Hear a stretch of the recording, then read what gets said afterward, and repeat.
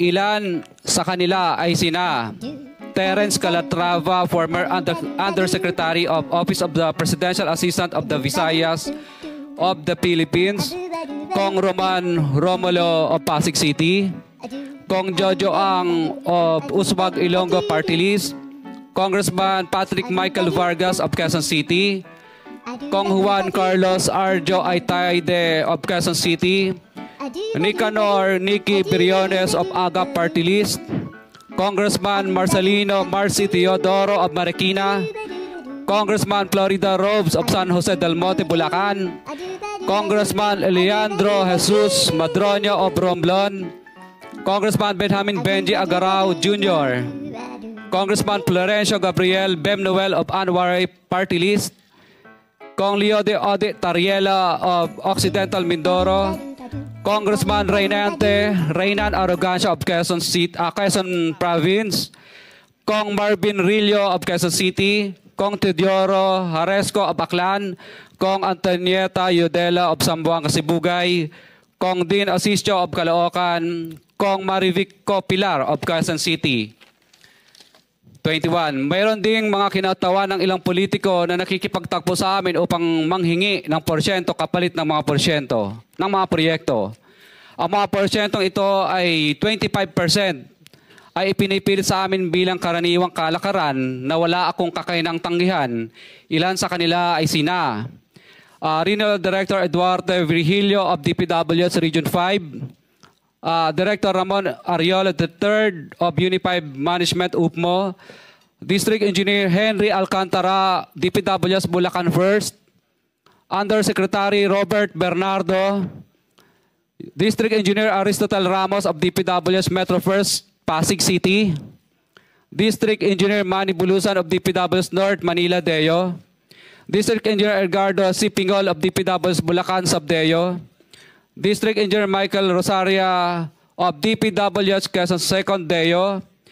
Karamihan sa mga kawani ng DPWs na nabanggit sa itaas ay paulit-ulit na binabanggit ang delivery ng pera ay para sa kay Saldico na dapat at least 25%. Si Kong Marvin Rillo naman ay ilang beses na binabanggit ang pangalan ni Speaker Martin Romualdez bilang kanyang malapit na kaibigan.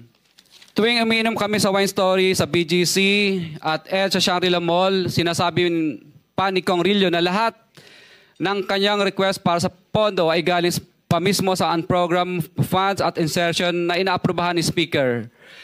Ang tao ni Marvin Rillo na si Bogs Magalong ang pumupunta sa amin para kunin ang pera sa aming opisina o sa Wine Story. Si Kong Jojo Ang naman lagi ring binabanggit sa lahat ng project sa kanya ay papondo ni Speaker at ni Saldico.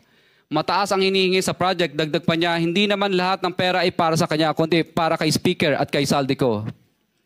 Sa lungsod ng Pasig naman, lumapit sa akin ang DPW's project engineer na si Angelita Garucha para kolektahin ang parte ni Kong Roman Romulo sa flood control projects noong 2022.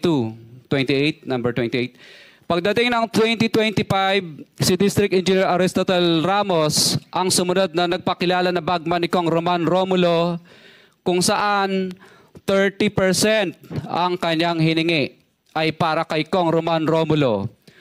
Sinabihan ko kay D.E. Ramos na masyado namang mataas, ngunit sinabi niya na walang magagawa dito dahil pondo ito galing sa unprogrammed funds at insertion galing sa taas.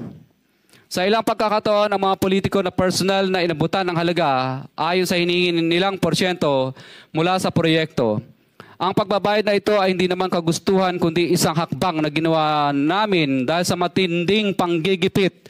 Ilan sa kanila ay sina Kong Antonieta Yudela kasama ang kanyang asawa, Kong Marvin Rillo of Quezon City, Kong Nicky Briones of AGA Party List, Arturo N. Ataide, ama ni Kong Arjo Ataide, Kong Florencio Gabriel Bem Noel of Anwaray Party List, Kong Leandro Jesus Madroño of Romblon, Kong Benjamin Benji Agarao Jr.